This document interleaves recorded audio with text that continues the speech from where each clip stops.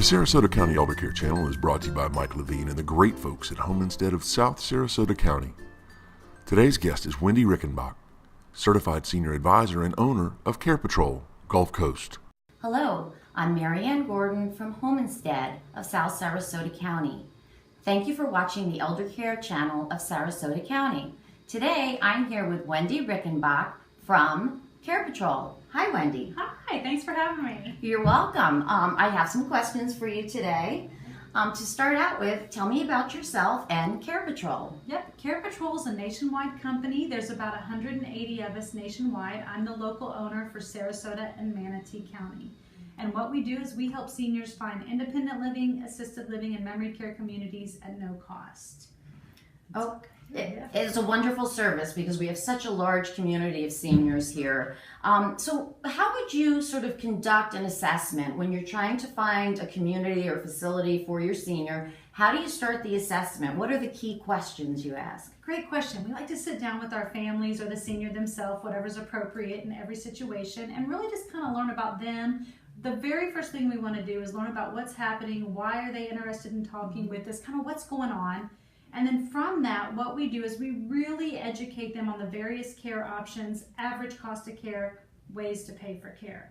And that takes about 45, 60 minutes because obviously we want to help people stay as independent as possible, as long as possible, but also educate them, you know, the ways to pay. We actually spend more time on the ways to pay for care, but we have a lot of programs and services and resources in our community to really help folks, but sometimes helping to streamline that process really makes it a little bit easier for them. Right, so the intake is pretty comprehensive, so then you can kind of get your feelers out and say, okay, maybe this is a good place, maybe this is a resource. Exactly. Most people don't realize we have 176 different communities in the 2.5 counties I cover, so between independent, assisted, memory care, and skilled, 176 choices.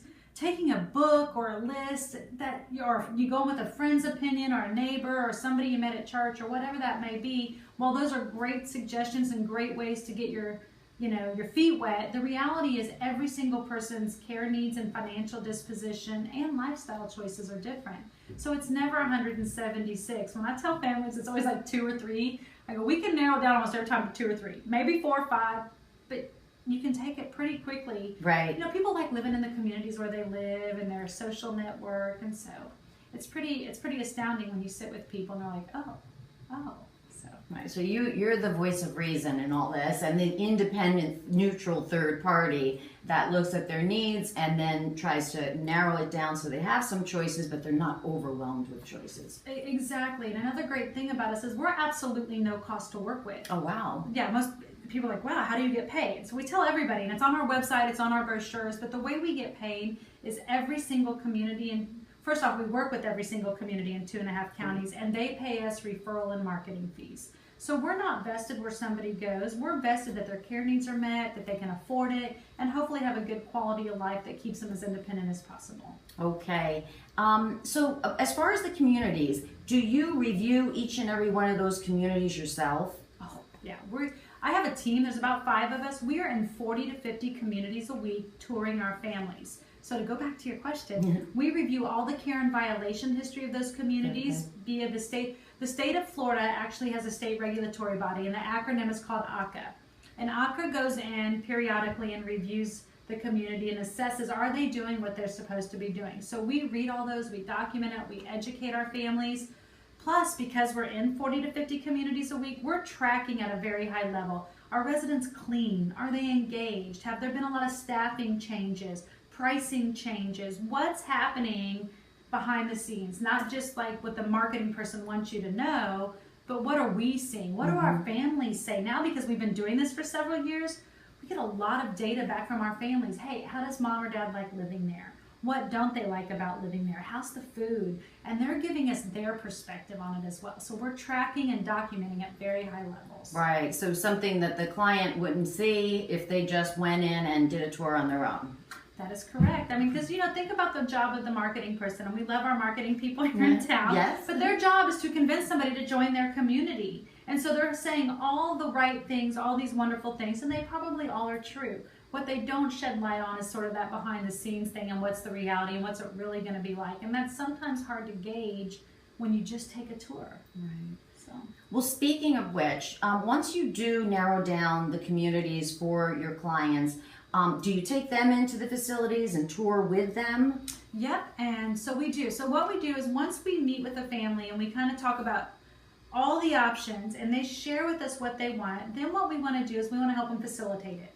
Do we need an elder law attorney, a CPA, a financial advisor, a senior moving company? Do we want to try to stay at home and work with a private duty home care company? Okay.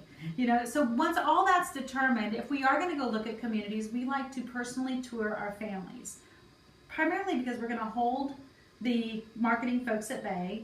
Secondly, we can help them go in and get a really good, clear, objective view of that place, you know, from a different set of lenses. And then if they like the community, we want them going back, right? If we narrow them, go back, go have your lunches or go to an event that they might be sponsoring and get kind of involved so that they can start seeing for themselves and talking with other residents. But initially, we like to take them just like a realtor takes you to look for a new house. Right. Yeah. So there is a transition involved. How do you plan for that transition, and what are the steps in that transition plan? Yeah, so, you know, obviously everybody moves at a different pace. To whereas I might walk in, I'm like, this is it, I'm coming, done. Other people have to go through a process. And so they really dictate how quickly or how slowly they go through that process. Once someone makes a decision to transition to a community, we want to stay really attached to our families. That first 30, 45, 60 days, very critical because, you know, usually their world's changing. You know, they've just left their homes, they've maybe got some care needs going on, there's things happening, and nobody likes to be the new kid at a community, right? It's like they're the new, just like when you send your kids off to school, nobody wants to be the new kid, nobody wants to be the new kid. So they've got to make friends and get integrated to the programs and the routines and the structure, and that just doesn't happen overnight. Not only that, the communities, you know, we as loved ones know everything about the people we love. Right. The communities have to learn everything about them. And so that takes time. No matter how much you tell them about your mom or your dad or how much mom or dad tells them, it takes time. So we like to stay really attached to them. But the great thing about what we do is that we don't leave our families. We stay with everybody through end of life. And the reason we do that is just because we go in today and this community meets a need does not mean that that community is going to meet a need 6 months, 12 months, 18 months later. A good example is someone with cognitive impairment. Right. Just because they have cognitive impairment doesn't mean they need a memory care community. So do we try to target communities that maybe offer that component? My answer is yes. But sometimes they're like, nope, this is where we want to go, and if we need that later, we'll do that. Well, that's an example when we might have to go reassess and reevaluate and kind of go look at communities from a different set of lenses at that point in time. Nice. You know, having gone through it myself personally with my parents, there are so many things that take place when you are moving from your home into a senior community. What other resources do you help your clients with in that respect? Yeah, good question. So I kind of touched base a minute ago, just sort of about the elder law attorneys, CPAs, financial advisors, care managers. We're not there to manage someone's life.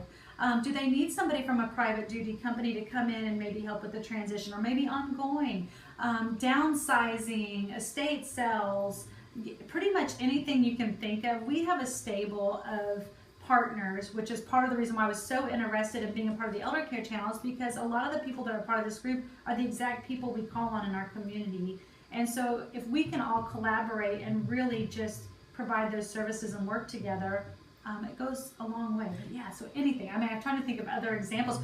We've helped people facilitate selling their car, making donations to the Goodwill. We've had hoarding situations where folks have had to come in and help do cleanouts at a very high level, selling the home, you name it, anything they need. Right, and it is so important that you have those trusted resources in the community that you can turn to and feel comfortable, you know, recommending them. Absolutely, absolutely. So you do also refer your clients to home health care, like Home Instead. We do absolutely. I mean, as you know, there are about 107, I think it's up to 107 folks who do private duty home care.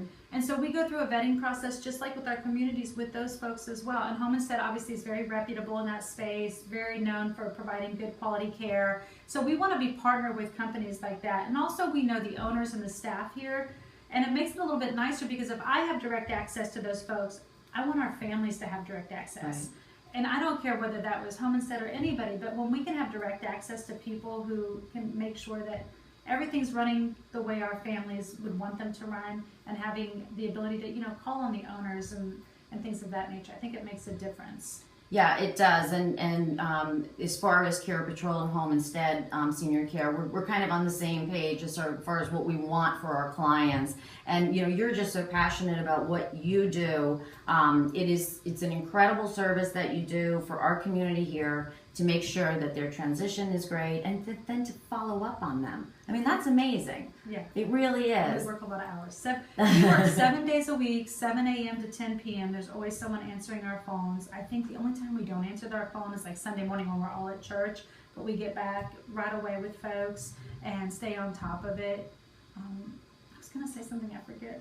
Well, I wanted to just give you a chance to say one last thing to the viewers, maybe something that I didn't ask you, but what makes Care Patrol so powerful and so special? I think the one thing that really stands out with me is that every time we meet with somebody, we want to empower you to make an informed choice for you or your loved one. And if I do provide you with no services whatsoever, it's okay. You're going to hopefully, when I walk out the door, you're a little bit smarter than when I walked in. And you're going to know exactly who to call or who to turn to. And hopefully we've earned the opportunity to partner with you, because it is a partnership. Yeah, it is. We really care about this community. And I tell everybody, and they're quite shocked, we will not place 2/3 of the people we meet with. We meet hundreds of families every month, and 2/3 of them we're not going to place, but they're going to be smarter, and they're going to be educated, and they know what direction, what path to head. And so if we can continually do that, we're going to impact this community. Well, Wendy, we are so fortunate to have you here today so that you could share the information to our viewers. And we're so fortunate to have your Care Patrol in our community. So, oh, thank you so much. I appreciate the time and being here. Thank you. Well, I'm Mary Ann Gordon from Homestead Senior Care in South Sarasota County. Thank you for watching the Eldercare channel. Until next time.